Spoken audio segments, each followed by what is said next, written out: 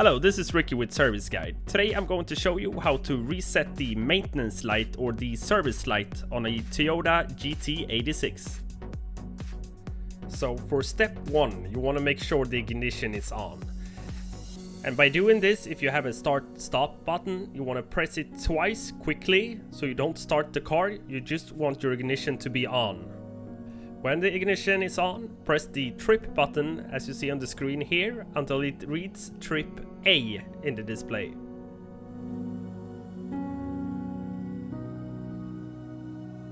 So now we're on step 2. Now you want to turn off the ignition. When the ignition is off, press and hold the trip button again. At the same time, turn on the ignition.